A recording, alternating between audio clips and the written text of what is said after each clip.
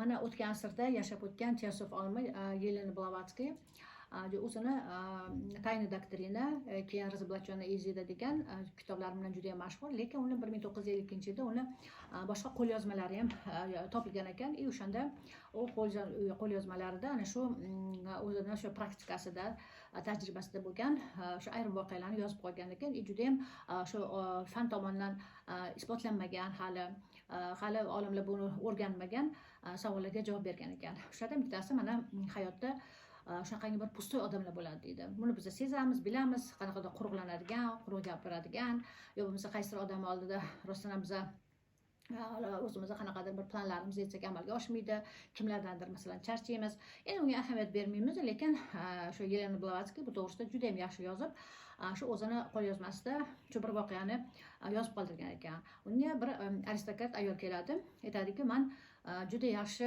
aristokratik semya, shunaqa katta oilada katta bo'lganman. Bu oilada bizda deydi hech qanaqa yetishmovchilik, puldan muammo yo'q deydi. Biz juda ham yaxshi kiyinganmiz, Parijda kiyinganmiz, Londondan deydi.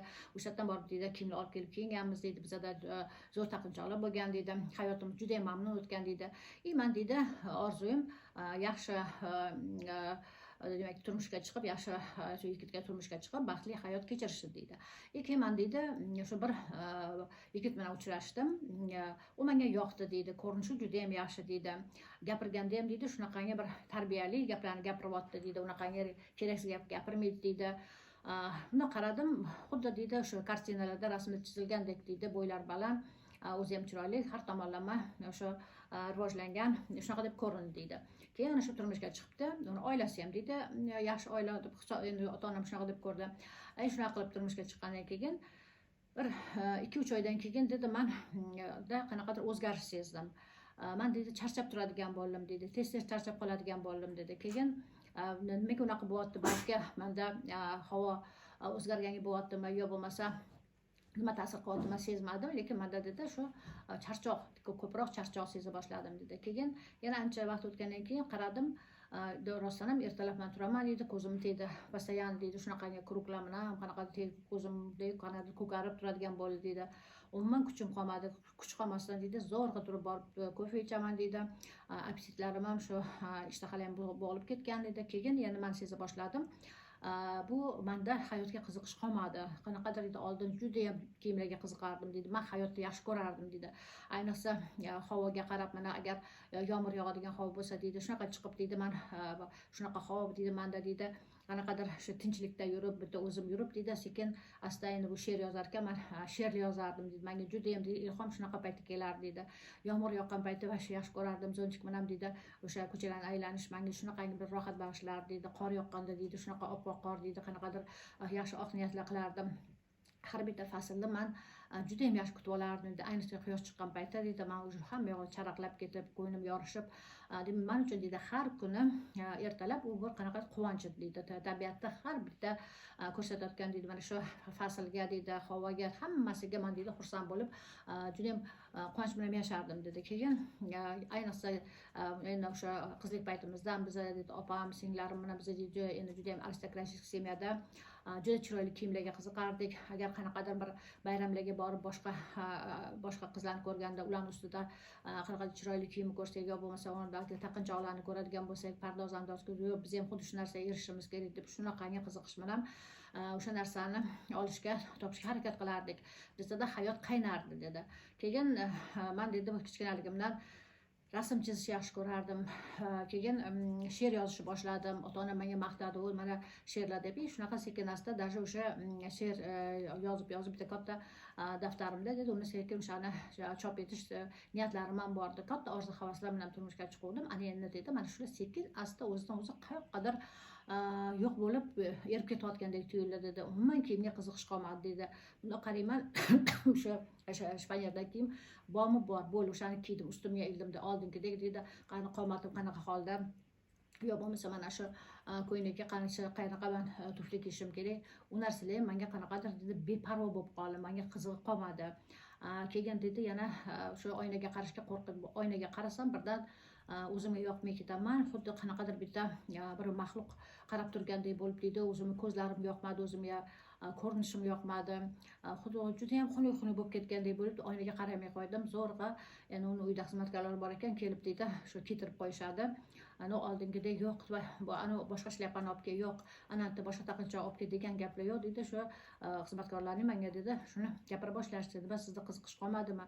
To'xtang, davaychi unda o'zimiz kiyintirib qo'yamiz deb zo'rg'a kiyingan holda men chiqardim dedi. Shu bu meni уже qo'rqita boshladi dedi. Umuman qiziqish qolmadi dedi. Keyin yana keyingi yana bitta belgisi dedi. Meni bezovta qilgan belgisi bu menga oldingidek mana o'sha ijod umuman yo'qoldi dedi. Rasm chizardim, ba'zi paytda shunaqa chiroyli daraxt ko'rsam, bo'ldi o'sha o'tirib olib o'sha rasm o'shani chizishim kerak edi, yo bo'lmasa qanaqadir bir shunaqangi bir iroda nima deydi, ilhom kelganda o'tirib olib shu nima deydi, she'r yozardim. Boshlab oxirigacha shunaqa qiziqish bilan ertasi kuni qarasam yana nimadir shunaqasiga qilib, men даже o'sha poema yozishgacha oldimga orzular qilib qo'ygandim. Shunaqa planlar qilib qo'ygandim. Yo'q, umuman hech qanaqangi men dedi she'r yozishni to'xtatdi dedi, rasm chizishga hech qanaqangi hafsala bo'lmadi. Men bilmadim nimaga bunaqa holatga keldim dedi. Ana undan keyin yana bitta dedi, meni qo'rqinch narsa, oldin bir narsa bo'lsa yig'laverardim dedi. Yig'lab, ichimdan bo'shatib, ishimni bo'shatib, shu bilan yengil tortib, keyin yana qanaqadir oldinga harakat qilardim. Umuman menda dedi ko'z yosh chiqmaydi dedi, vashchi yig'lolmaydigan bo'lib, tosh bo'lib, qanaqadir men dedi bag'rim toshga aylanib qoldi. Ana shu narsalar meni qo'rqita boshladi, lekin borgan sari men kuchdan ketyapman. Keyin shunda Yelena Blavatsky o'sha savol beradi. Sen bu turmushga chiqqandan keyin shu narsalar boshlandimi yo oldin ham bo'larmidi shunaqa desa, yo oldin umuman bo'lmagan. Men oldin juda ham xushchaqchaq, juda ham qo'noq qiz edim.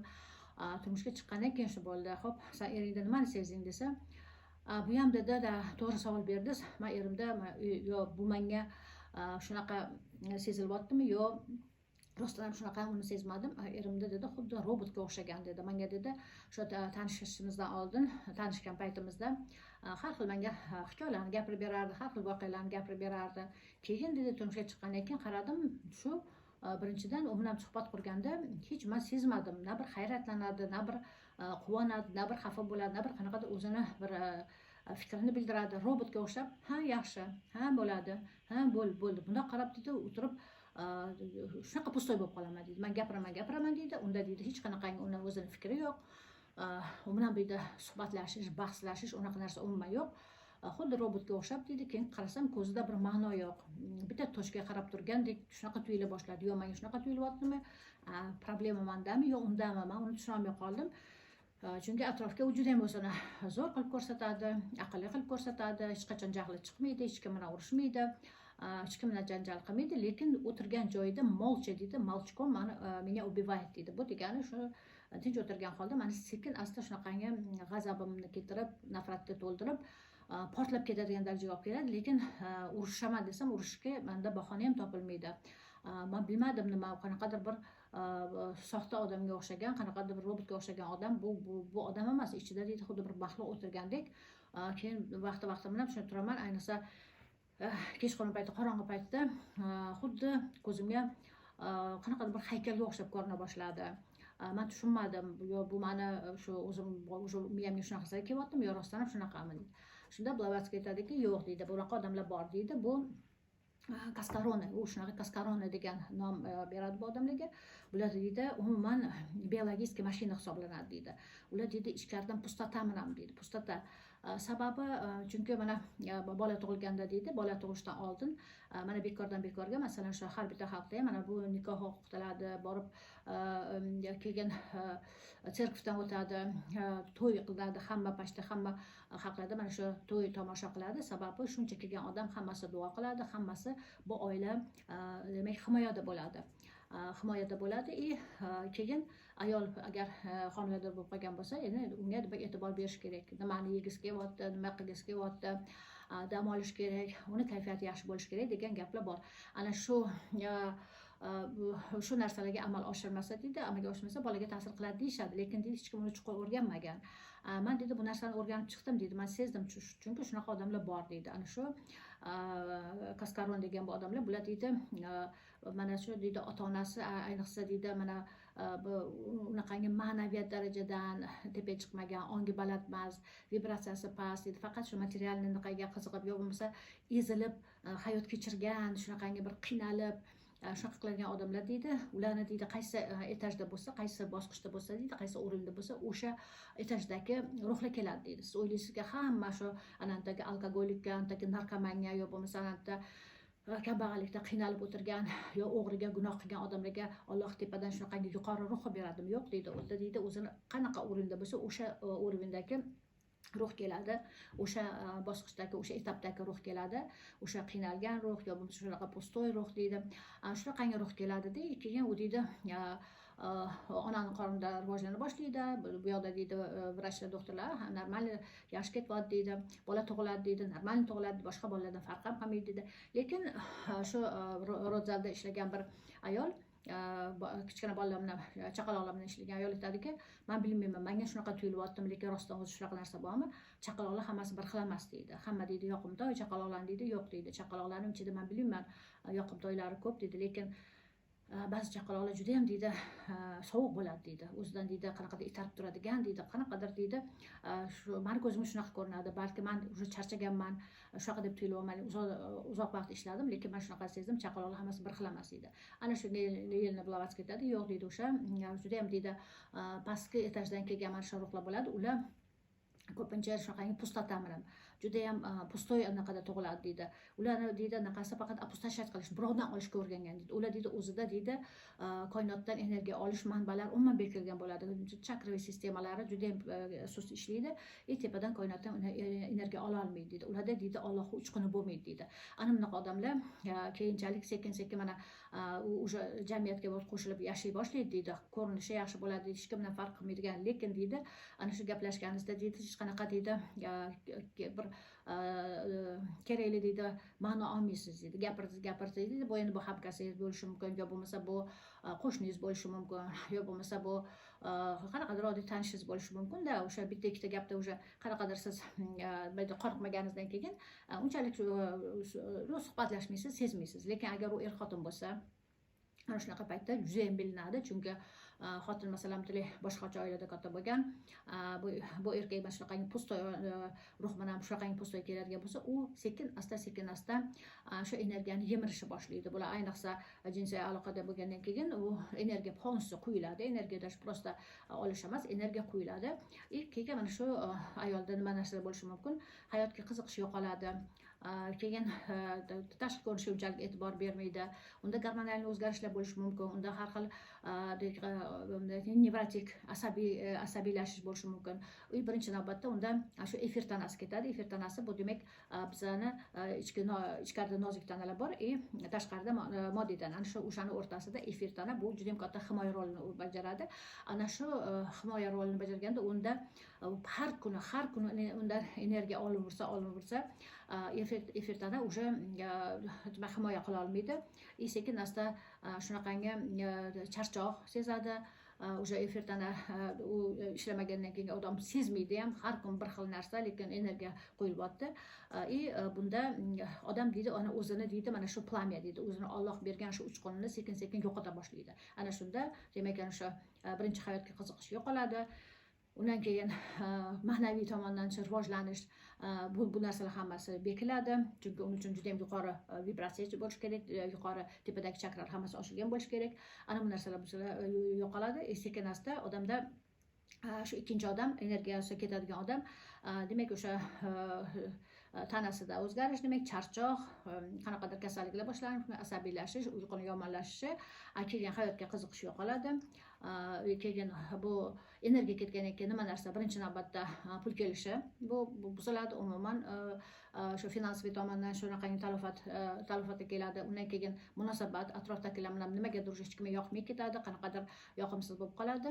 Keyin uchinchisi уже bu tanaga, kletkaga boradi. Bu degani kasalliklar boshlanadi. Ba'zi paytda energiya yetishmasligi natijasida qanaqadir неизлечимый tuzalmas kasallikdan bo'lishi mumkin. Endi xo'p, nima qilish kerak bunaqa paytda deganda, birinchi navbatda siz shu o'zingizni tinch qolib bilish kerak. Tinch qolib, yo'q, mana shu nima deydi, jamiyatda shiorlar bor, chidab yasha, chida, nima bo'lsa mayli, biz ham chidaganmiz, san ham chida, bir kun emas bir kun mana shu yaxshi natija olasan deydi, lekin borgan sari masalan ahvolingiz yomonlashyapti, sezyapsiz, qanaqadir og'irlashayotgan bo'lsa, ana bir narsani bilishingiz kerakki, что demak sizda ichki energiya ketyapti, demak tinch qolib, o'sha meditatsiya paytida shuni bilish kerak, anglash kerak, rostdan ham energiyasiz yo'qolyapti.